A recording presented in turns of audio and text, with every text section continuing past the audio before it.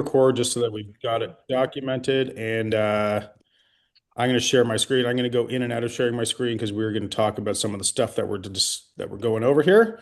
But before I get into like tactical stuff, as we all know, this is really a mindset business, isn't it? It's really a mindset. Like, where's our head at? If our head's not in the right place, it doesn't matter how great our scripts are or how many people we talk to. People are they're going to sense that maybe we're not in it fully. Maybe our attitude's not there. Maybe our mindset's not there. Maybe we don't believe in the market or the fact that moving is a good idea, or we think that nobody's doing it. So we have to have like an internal and intrinsic motivation. We can't rely on the exterior factors because if we do, we're just going to get beat up. And every time something goes wrong, we're going to get deflated. It needs to be very intrinsic. So, how do we build that? How do we build intrinsic motivation? Anybody have thoughts on that? Like, when you're feeling motivated from within, where does it come from? Why does that happen?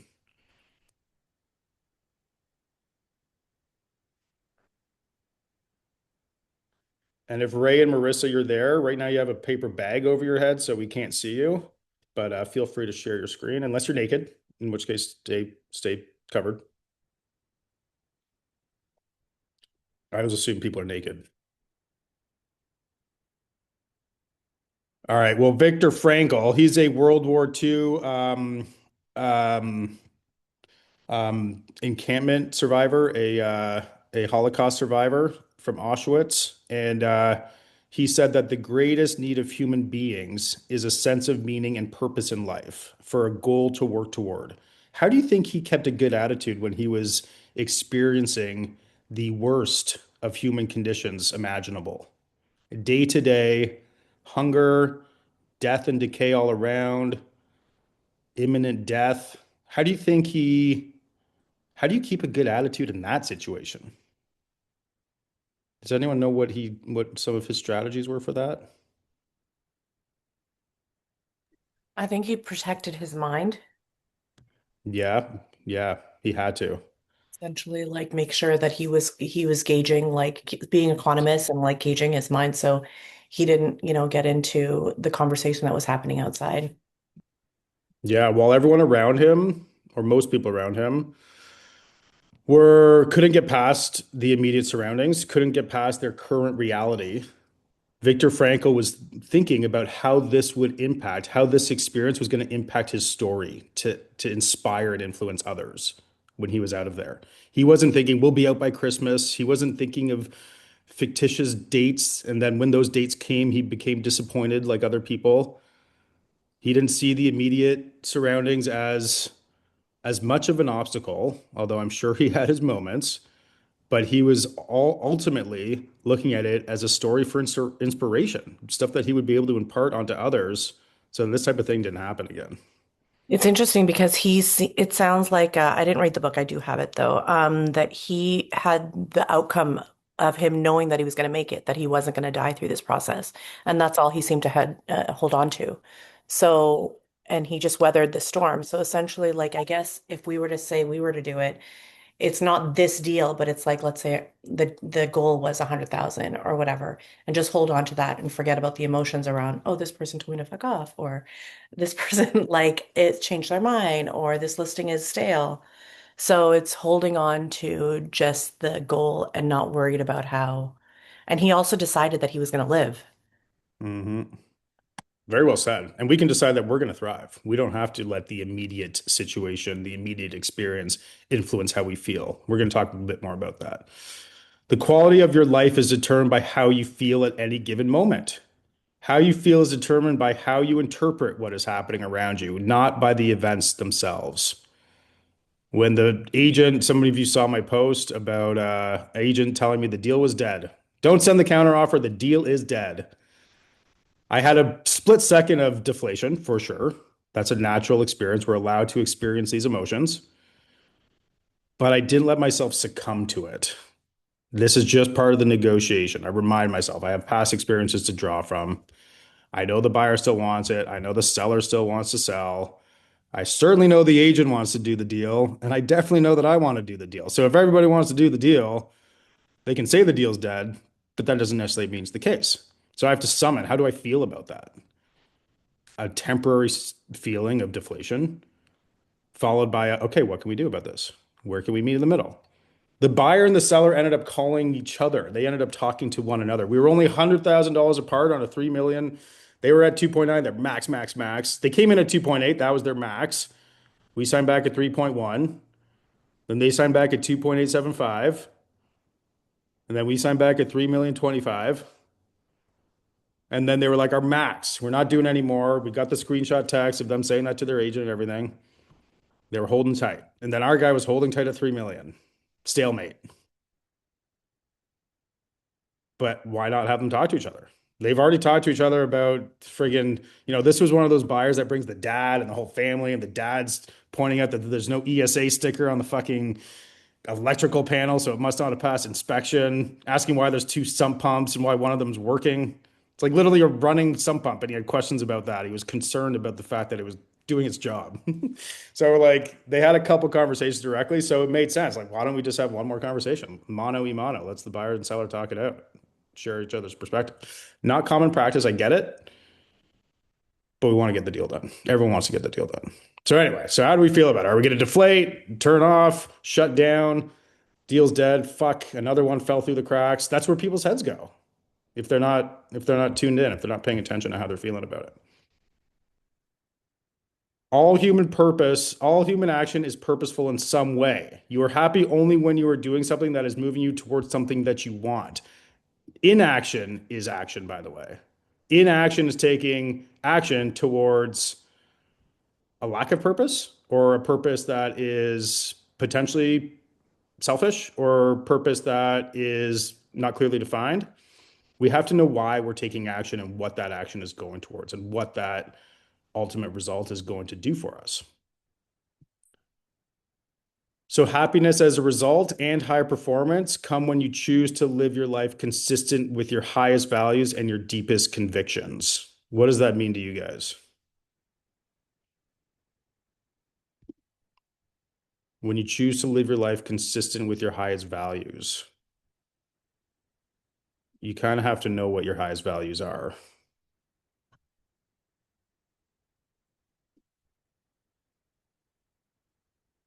Otherwise, it's aimless. As they say, if you are sailing towards an unknown destination, doesn't matter what winds come your way. Every wind is going to take you somewhere. So it feels good. You're moving, but you don't know where the fuck you're going. You end up in the middle of the Atlantic Ocean, and that might not be where you wanted to be. So we have to know where we're going.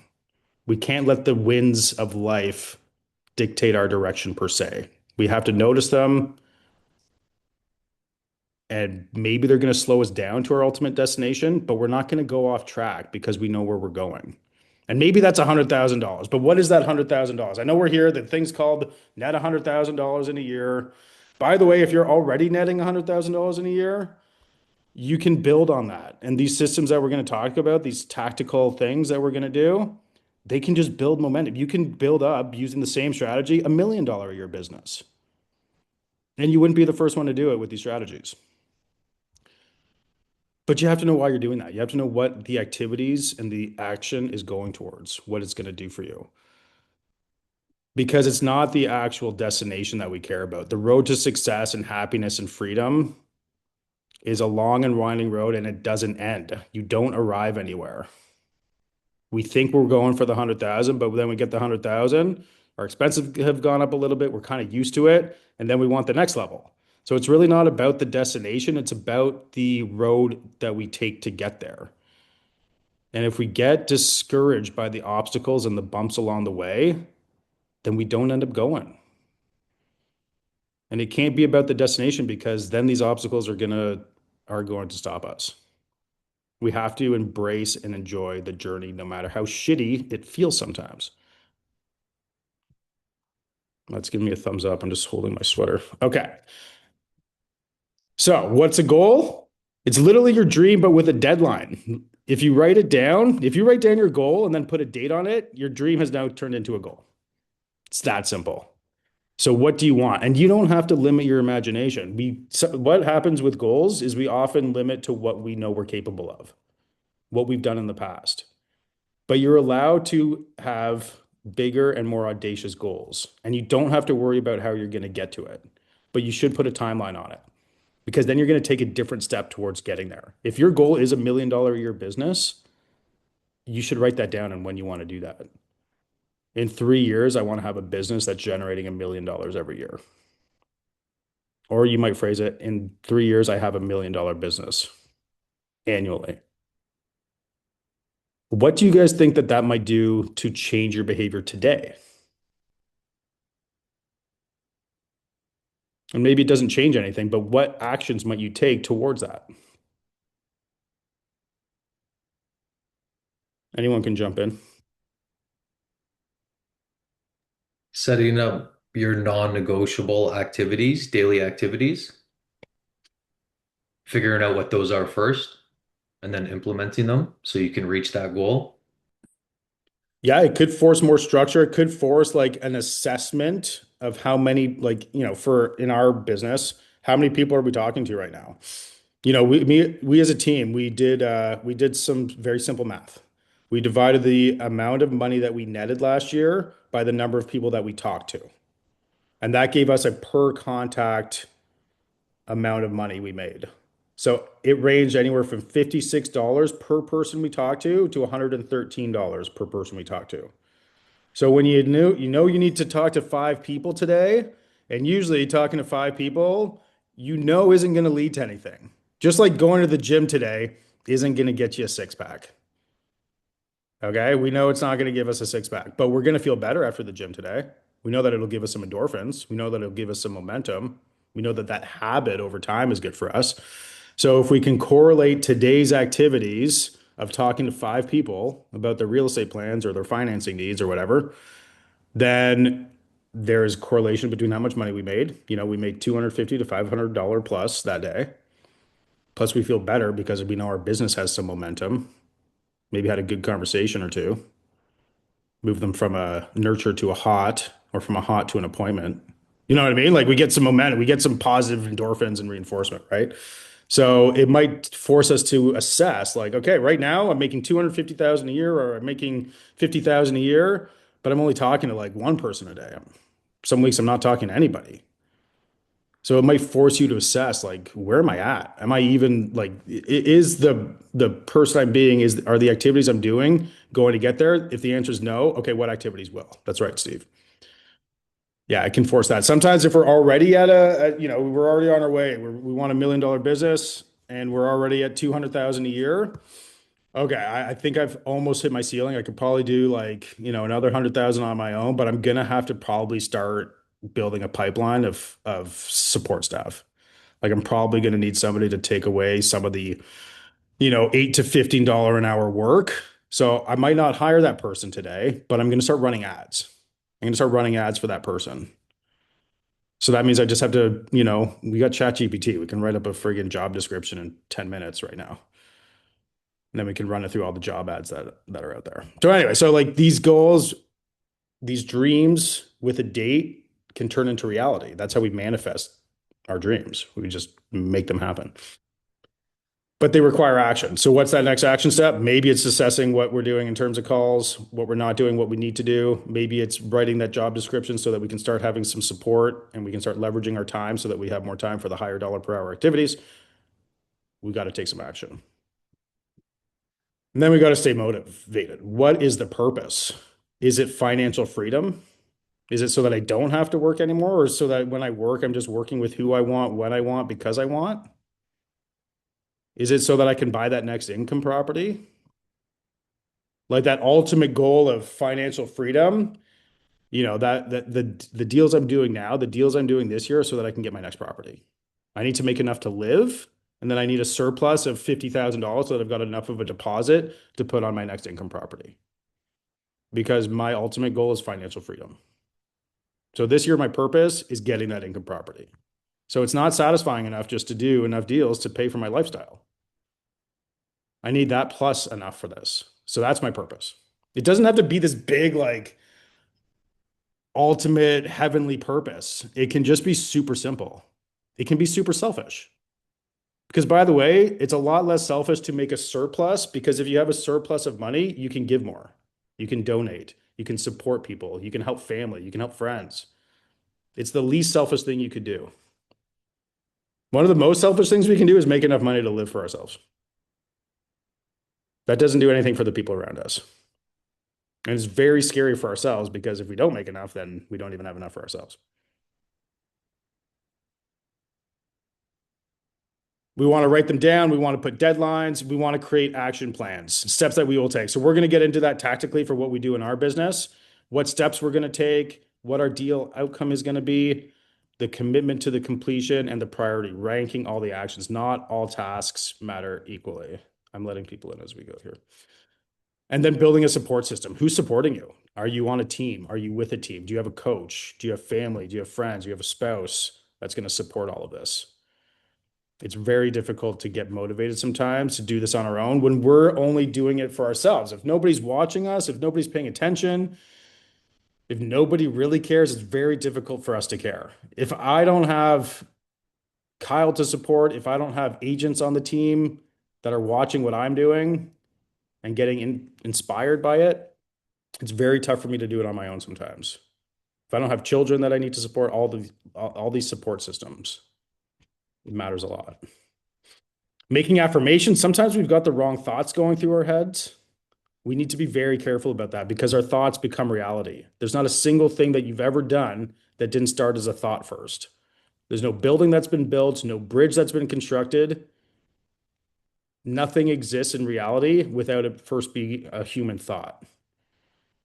So we got to check our thoughts. Are we thinking how bad the market is? Are we thinking that nobody's moving right now? Are we thinking about that deal that just fell through?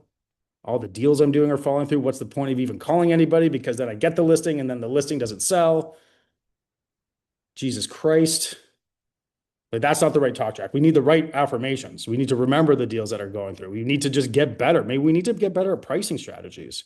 We need to get better at the conversations we're having with people. If we're having a hard time getting appointments, we need to affirm the fact that we either need to skill up or that we know how to book fucking appointments. Like people need to meet with us if they have any thoughts about real estate. And maybe we just need to get better at like identifying and qualifying the people to know whether it makes sense or not to meet. So we need to get our head right. We need to make sure our thoughts are positive. And then we need to measure, review, and evaluate. And I'll show you what that can look like. It's tough to know if you're winning a game if you don't know the score.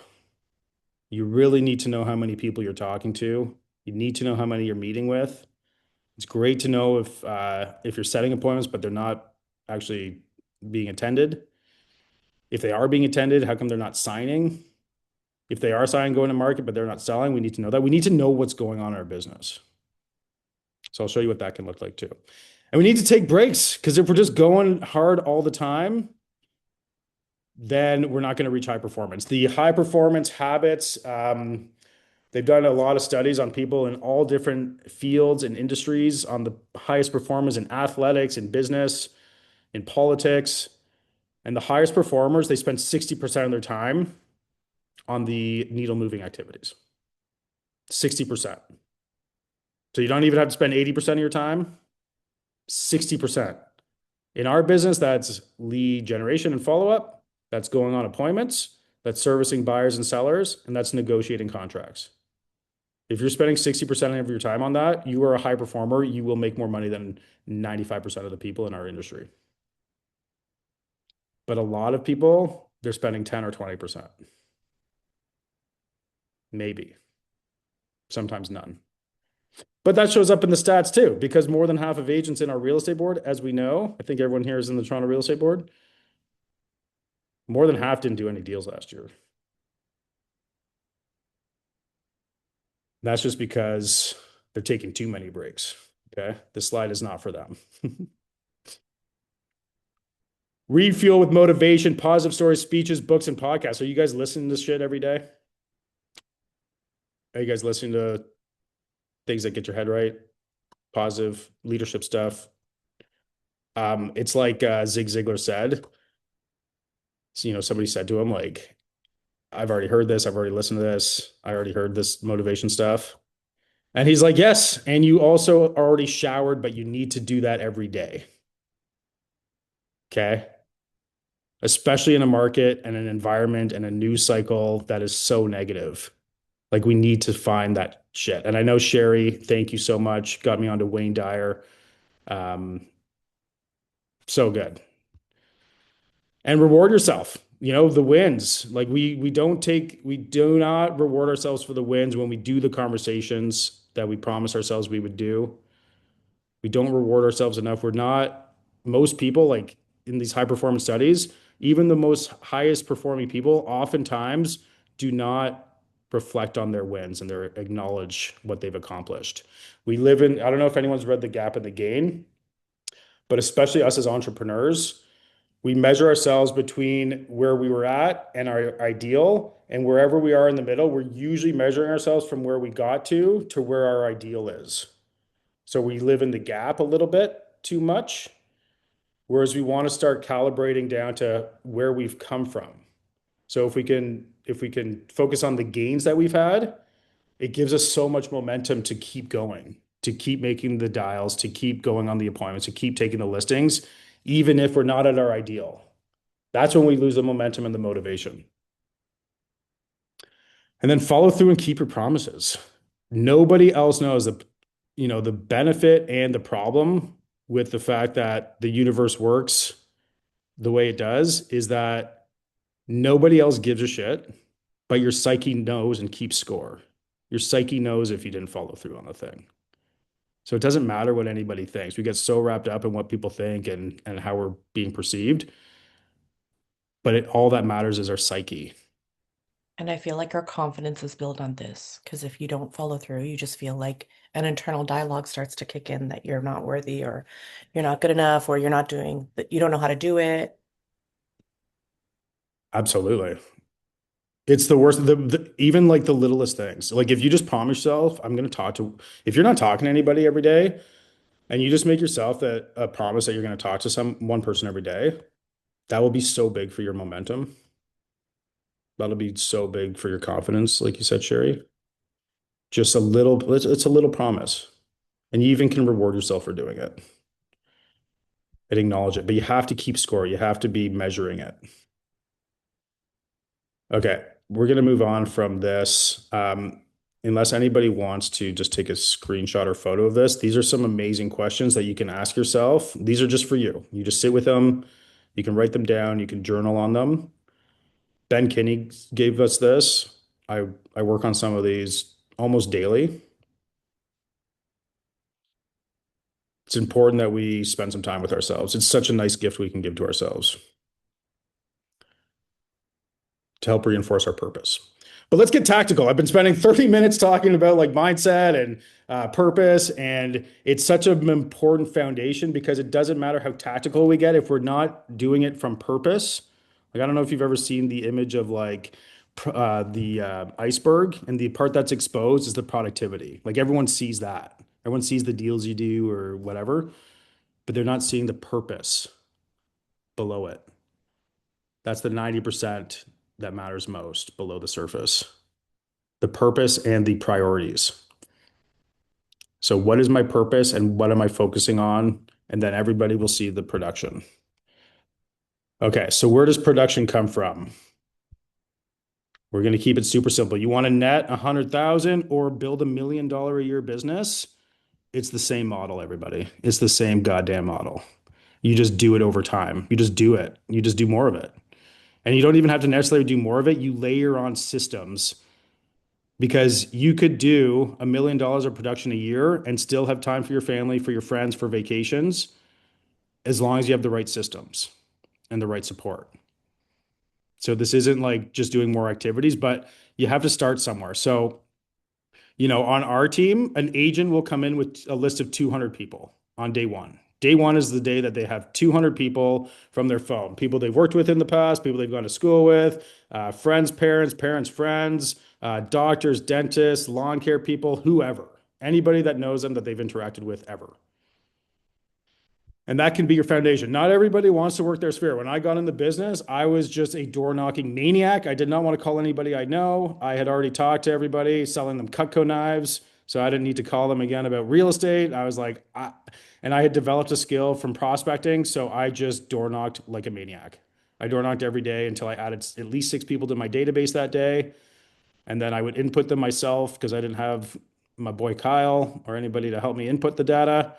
Um, and then I would just set up a task. I just had a system. My system was setting up a task to follow up with them because I came from a business where if you didn't sell them in the moment that you met them, you were never selling them. So like you had to be direct, you had to get the sale right then and there. But real estate's different. Real estate is a more of a nurturing business and a relationship business. So I knew that I had to at least set a task to follow up with them based on the conversation I had. If they were moving in, if they wanted to start talking about selling in 6 months, I would set a task to call them in 3 months and let them know, hey, I'm just calling you. We met when I came by your place. You told me that you might be moving in the next 3 months from now. I just wanted to give you a call so that we're prepared and we're doing things that are going to get you the most money possible. Are you better if I come by in the afternoons or evenings to give evaluation and start to figure out a plan? Something like that, right? Because if they want to sell in 6 months, usually you need to do some lead up time. Okay, so that was like prospecting. So along with prospecting, I'm showing you guys all of this, but if you just do one of these at a time, I just did door knocking. I could have probably, if I were to do it again, I would have probably done all of these and block time for each activity. But if you just start with one, because you want to build a system around it too. So you might start with prospecting. You don't want to reach out to your sphere, or maybe you feel like you already have, whatever. You don't like doing open houses, or your weekends are tied up. You say you just want to do prospecting. So you just need to have your own system. So you can start with making sure you know what the fuck to say. You need to ask the right questions and give them value, give them a reason to talk to you. Be super quick and efficient. You know what I mean? You're not there to make friends. You're just there to get to the point because you're interrupting their day. So you get to the point. Hey, I'm just coming by quickly. We just sold your neighbor's house. It got multiple offers, and some people missed out. Curious if you guys have thought about selling. And then you're even walking away while you do that. And if they say yes, they are thinking of selling. Okay, great. When are you guys thinking to move? That's not usually what people say, but sometimes they say yes, and you need to know what to say when they say yes. That's where most salespeople get screwed up, is when there's an actual yes. They get so prepared for all the no's, but then they don't know what to say when people say yes. So when people say yes, it's like, okay, great. When are you hoping to move? 6 months. Okay, great. Where are you guys going? I'm always going down LP Mama, location. What area are you thinking to go? And then I'll go down the LP Mama, location, price, motivation. Why are you guys thinking to move? What's going to Innisfil going to do for you? They have family there. I'll make some notes. I'll say, okay, great. I'm going to set you up so that you're seeing what's selling in the area. When would be a good time for me to come by for a home valuation? And then I'll get their email address, their phone number, do it. If they say no, I've got different scripts for that. But I'm going to give them a reason to want to give me their contact information. So if I want to get really good at one of these lead generation things, I'm just going to focus on one at a time. I'm just going to get super good at getting people's contact information at the door and getting super good at giving them enough value to want to give it to me in a very concise way. And then I'm just going to study that. And there's so many places to study that. I can show you that after. If I just want to focus on open houses, I want to get some systems dialed in. I want to make sure I've got my directional signs. I want to make sure I've got some technology that's going to help me capture the lead so that it goes into a system automatically so that I don't have to do a bunch of manual shit. I don't want to have to send them the listing after. I just want that to happen automatically. I don't want to have to text everybody like, hey, thanks for coming. I just want that to happen automatically. And then anybody who responds, I'll start having a dialogue with. So I want to make sure I've got some things set up so that there's some automation and that there's a system. Because when there's a system around these things and they're all going into one place, like guys, I talk to agents every single day outside of like in our market, and most don't have a single place where everything goes. You guys might be different, but a lot of people, a lot of agents have some that come into Agent Locator, some that they just stay on their phone, some that are just in their transaction management software, some that are just on social media, like they're all over the place. So start by getting some sort of tool, as long as they all go into the same place, and you can at least set up a task to call them again in the future at a time based on the conversation you had with them, then you're ahead of 80 to 90% of the agents in our market. That's like the beginning of a system. You can layer on more touches. You can layer on an automated email that goes out after the open house that gives them information about the property and the floor plans and stuff like that so that you look sharper and so that the system's doing stuff for you. but one at a time. Just get really good with one of these systems. Does anybody have questions so far about this side of the pie, like where you as an agent are responsible for generating leads? This is where I feel like I've been talking too much. Go ahead. Um, I wanted to ask where I feel like I'm occupying all the time, but I wanted to ask like where do you get your what's the word I'm looking for? When you're rehearsing and you're knowing what to say to the clients? Scripts? Scripts, there we go. Yeah, so I would get them from this tool. This is a place thing, but usually your brokerage would have some scripts. Google, like you're gonna find shitty ones if you YouTube them or whatever, but you'll find some that are good, or you'll just take pieces of ones that you like and use those pieces. Very simply at an open house, when somebody walks in, I'd welcome them, I give them space. I ask them if they came because they saw it online or if they came because saw the lawn signs. Just kind of, it's an open-ended question. And then I can see kind of I can gauge if they're like actually shopping or if they're just kind of browsing. And then or I'll ask, hey, like a lot of people come to my open house because they live in the area and they're checking out the prices and the competition, or they're shopping for a house. Which one are you? Because then I identify if they're a buyer or seller. If you're just like, hey, what brings you here today? Usually they say, oh, I'm just shopping. Oh, I'm just looking around. I don't want that answer. Are you a buyer or a seller? So anyway, so those are available in different places. I like to use this resource because it's just got everything super concise in one place. Bunch of courses on it. If you guys want access to some of this, just talk to me and we could always have that conversation. Good question, Sherry. What else goes through your guys' heads when you look at, a very simplified lead generation model here?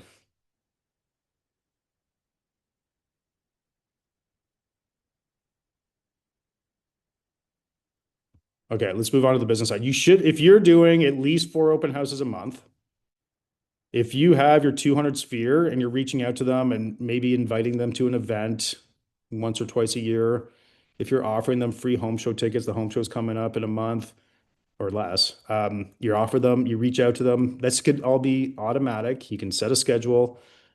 Home show's coming in. Hey, I've got some home show tickets. Would you like to go? If they respond, you send them tickets. If they don't, they saw you, you gave them something. There's a law of reciprocity. At least you offered.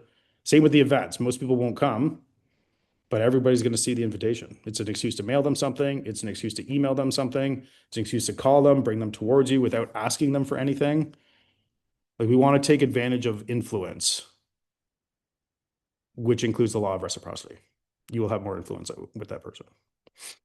Okay, so my challenge is focus on just one of these for now and just make it like if you're going to focus on open houses, do at least 4, but probably 8 open houses this month in the next 30 days. Just commit to that because on average, for every open house, you'll get one good lead. This is what, out of thousands of agents that are using this system, they track it. So one out of every open house will get you one solid lead on average. And for every 4 open houses, you will get one conversion. For every 4 solid leads from open houses, you will get one conversion. So you want to do 1 or 2 deals a month from open houses, do 4 to 8 open houses. And know what to ask, know what to say, follow up with them. Don't just leave them hanging. Going back to like our feeling and how we can control our feeling from the beginning of this conversation, can't get discouraged just because all of a sudden the person that we were in good rapport with has an agent or says they have an agent when we follow up with them. Who gives a shit? We're looking for one qualified on average for every open house, and for every 4 open houses, one deal. I'm expecting most people to not convert. We have to remember that. Most people we talk to are not moving. I brought this up with the team the other day. It's like I look at sales, like there's a lineup of 20 humans, and one of them is looking to move. Just one. But I have to have a great attitude with every single one. I can't get discouraged when the first 3 people tell me to fuck off. I can't get discouraged when the next one says they have an agent. I can't get discouraged when the next one is going to get buried in that house, whatever they say, because I know that one of them is going to move. But if I have a bad attitude and their spidey senses are tingling that something's wrong, I'm deflated. My attitude isn't good. They're going to notice. And even if they are moving, they're going to say that they're not. Or they're going to make up a lie and say that they have an agent. This is what happens to salespeople. They're talking to people who are going to move all the time, but their attitude's in the wrong place. They're not feeling good about the conversation. They're expecting it to be like the other five they just talked to. So the best thing you can do to overcome that is every time you're talking to somebody, you have to get yourself back in the mindset of the ones that worked out. So sometimes you literally have to remember the deals that have worked out recently or in the past. You have to remember the one that converted, the one that shouldn't have happened, the one that said they had an agent, then 10 months later they called you. Like sometimes you have to trick your brain to go back to these real things that happened because your brain doesn't know if it did just happen or if it didn't. Like your spirit doesn't know the difference. Your mind is dictating what it feels and what it experiences. So you get to choose the memory. You can choose the one that just fell apart, the person that just told you to F off, or you can choose a different memory. Like we're conscious human beings, we get to choose. It's pretty sweet. It's pretty freaking sweet. Okay. So once you're doing these are the freebies. Okay. You don't have to pay money for these. I mean, you have to pay money for open house signs. You might have to pay for some tech, but then you want to generate leads from your business. So you're using money from your business to pay for internet leads. And that can be ads that are run for downsizing. That can be ads for homes under 900,000 in this area.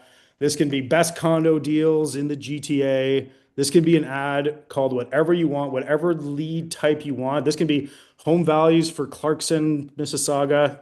You can run ads for whatever you want on the internet. And when people click, if you're running it properly, they're also going to give you their information. And when they give you their information, you're going to call them immediately. Hey, it looks like you're looking on my website for houses available in Clarkson under $1 million. Is that the main area you're focused on, or are you open to some other areas as well?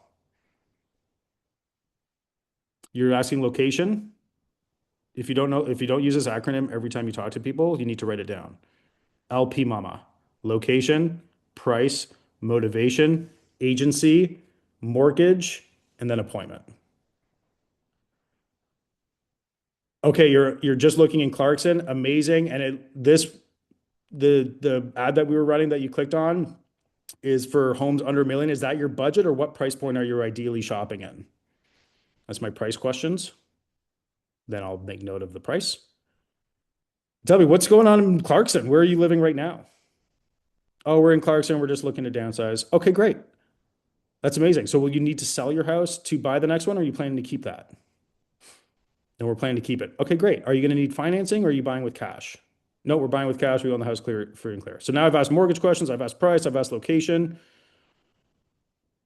What is important about downsizing? I might dig in more on motivation. That's the most important one to dig in the most on.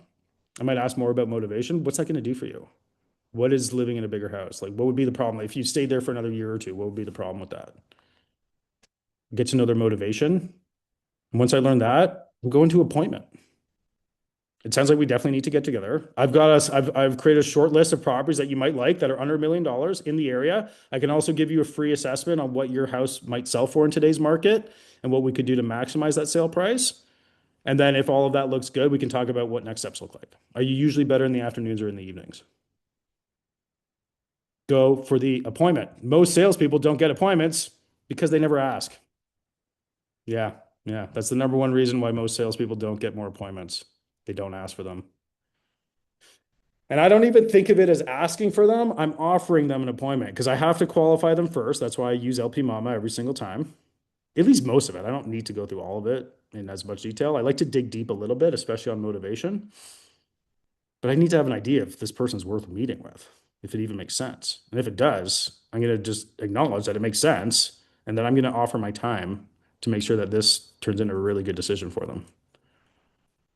And it's the same with listing leads. And you don't even have to market your own listings. You can actually ask permission to advertise. You like a certain area and you don't want to leave that area, or you want more business in that area, and you see a listing that you like, you can just look at all the listings in that area. You see one that you like, it's nicely priced, it looks great, photographed well.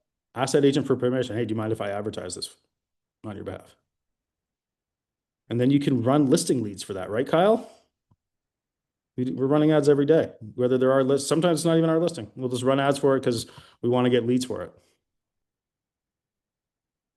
And they give you their contact information. They want the photos, they want the price. And then you ask the exact same questions. By the way, for all of these lead sources, you're using LP Mama. If you meet somebody at a coffee shop, they ask what you're doing. I'm a real estate agent. Oh, that's awesome. What's going on with the market? It depends. What market are you talking about? Do you have real estate plans? Yeah, we're kind of thinking about it. Great. Where are you thinking to go? What kind of house are you looking to get? What area are you thinking about? I'm asking location questions. It applies conversationally as well. Great. Where are you thinking of going? Why the hell are you moving? Why would you move there? I don't know, something like that. Any questions or comments? This is the lead gen model, and these are some systems that you can build around it. What goes through your guys' heads?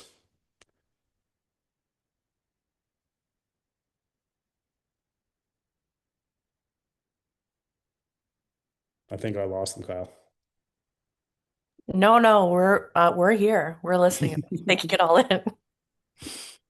You're very smooth asking the questions. I feel like you script really well and spent the time learning the questions, so it comes out very naturally versus scrambling, like trying to find the questions. Yeah, you know what helps? I've got it printed off at our office, but if you put into Chat GPT, give me 5 to 10 great LP Mama questions. I have been like Boom. making while we're on the Nice. Love that, Sherry. But yeah, I mean, ChatGPT will come up with some good ones. You can even ask, like, based on, I think it's Stephen Covey's book, Influence, give me 5 to 10 great LP Mama questions. And then it'll factor in third-party validation. It'll factor in laws of reciprocity, stuff like that.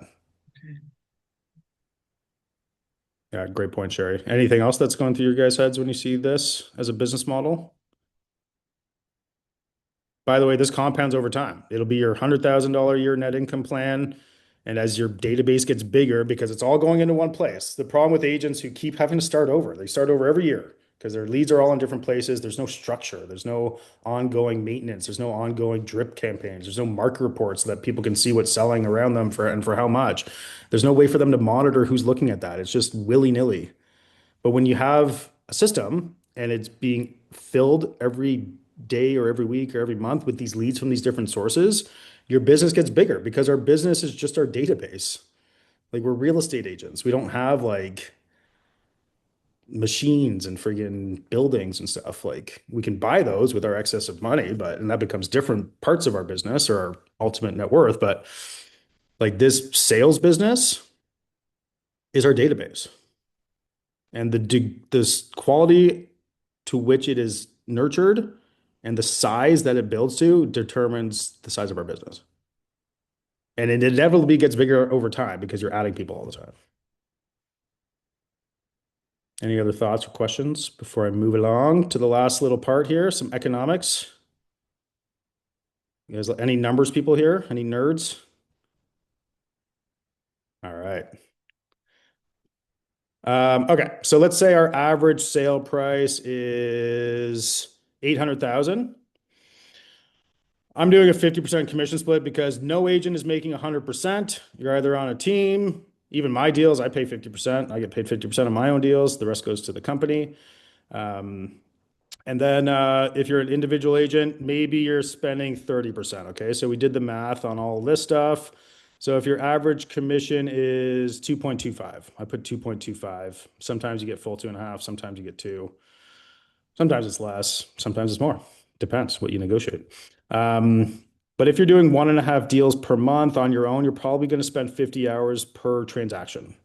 That's about how much time it would take. Um, Kyle can attest to that. He's super quick. Kyle is a fast transaction coordinator. You should see that guy plug away. So he's probably less. But anyway, for me and you and most agents, you're going to spend 50 hours per transaction or so. So the economics at an average of 800,000, you got to pay your brokerage some stuff and things like that. But on 18 transactions, you'd have annual gross income of 324,000. We're looking at netting 100,000 though.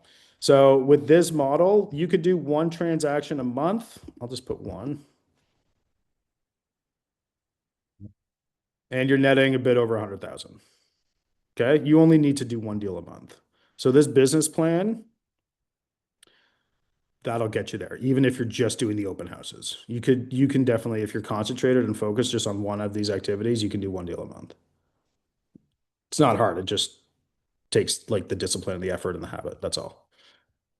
Okay, so that's your $1 million a year business, and that's with taxes accounted for. You're netting after your expenses. You're inevitably going to have at least 30% expenses. You got to pay for listings. You got to pay for open house signs. You got to pay for some sort of technology. You're going to have to probably pay for some closing gifts or whatever, right? So you've got some costs. Now, if you plug into a system that already exists, you should be able to double. You shouldn't partner with anybody or team up with anybody unless you're able to do more transactions. That's the whole point. You've got more time. So you should only have to spend 20 hours per transaction. And then your annual GCI is that, total gross income is that.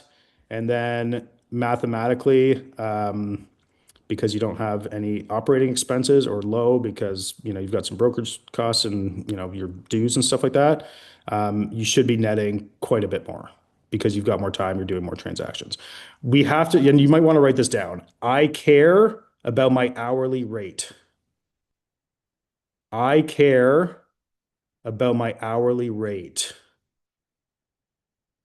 because if you like doing the things that are more administrative, they take a lot of time, and that time is taken away from the things that make the most money. I know that if I talk to somebody on the phone, on average, I'm going to make $113. I know that if I'm doing paperwork, it's probably 10 to 15 hour activity. So if I'm spending 2 hours a day or 2 hours a week, that's costing me a lot of money. We have to be aware of that. We have to be conscious of what we're doing with our time. And we sometimes do some of these other activities to get away from the feeling of the rejection, to get away from the activity that we know is uncomfortable. Like it's uncomfortable. I get it. Like even after all my experience door knocking, I still will initially, especially if I haven't done it for a while, I will still get uncomfortable going to people's doors. Like that's normal. We have to know that that is a normal feeling that is not unique to us, but that we get to choose how we feel. We get to just do it anyway. And then we notice after one or two that it's not a big deal. And then we might even, in a sick and twisted way, start enjoying it.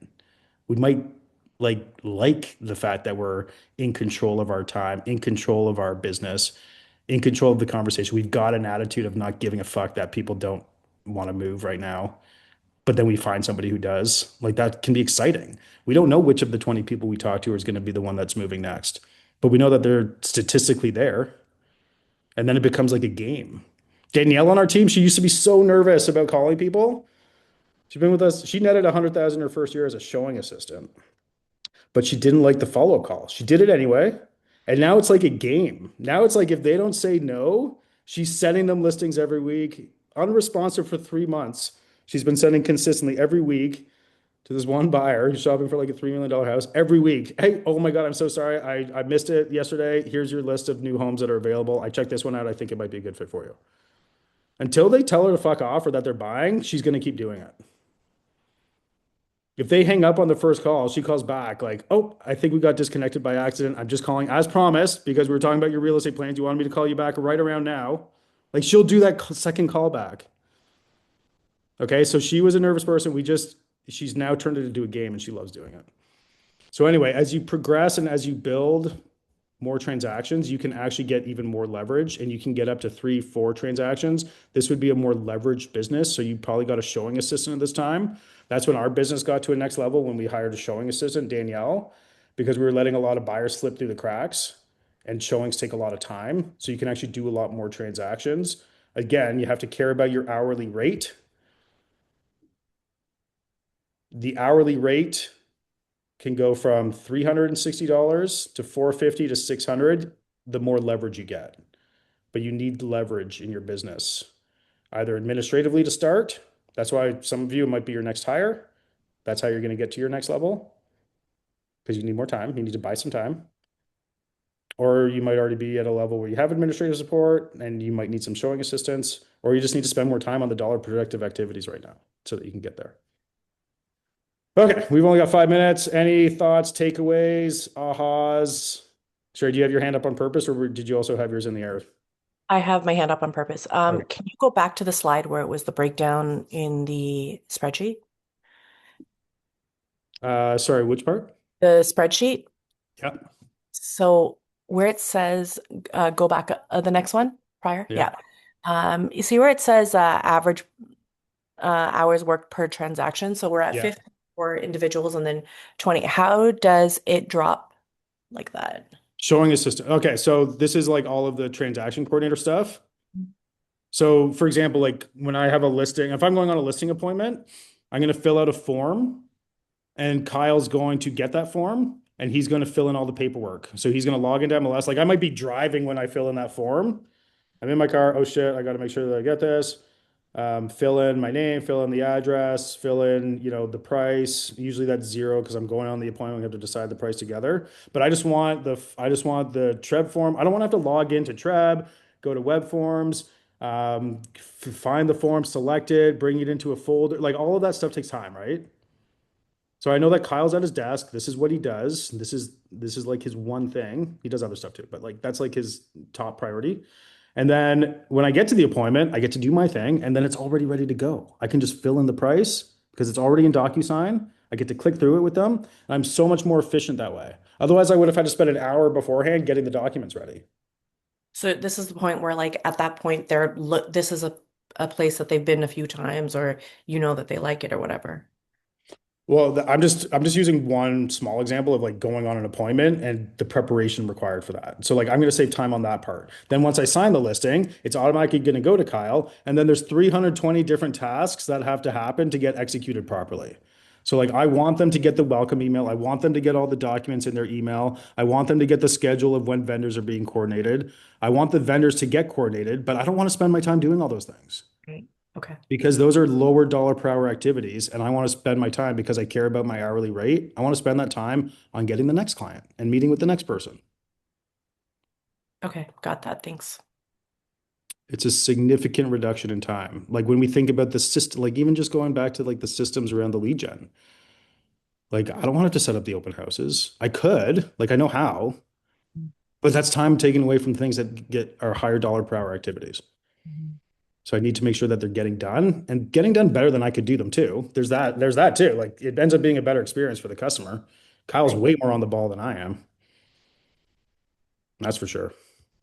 I'll call the shit out of people on their behalf. I'll do my part. I'm gonna like call any lead in my database that could be a good fit for their property. I'm gonna follow up with the internet leads that we generate for that listing. I'm gonna follow up with all the agents who are showing interest. Kyle's gonna make sure all the agents get the marketing for it. He'll let me Well, know it's who's been great looking. because What's it's that? great because you're not overwhelmed with all the other steps that you have to do. You're just like, I just got a call and I don't have to think about all the other things that make you feel like, oh my God, I have to finish this or, whatever. Yeah, that's the other thing, like the mental anguish.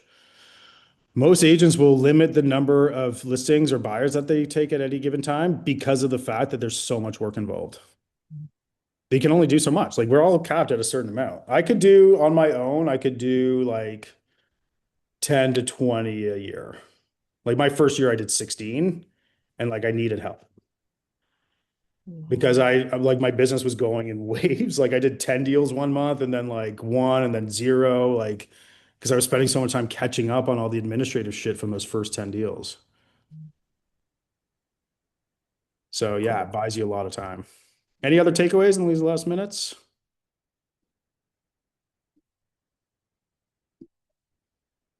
Well, I appreciate you guys joining. Thanks for the participation. If you missed any of it, we're going to send it out. And I know that there's a bunch of registrants who weren't able to make it, so we'll send it out to them too. Kyle, thanks for setting this up. Sherry, thanks for all your contributions. Ledlina, thanks for coming. Nice to see you. And everyone else, if you're there, appreciate you coming. Thank you. Thanks for hosting it.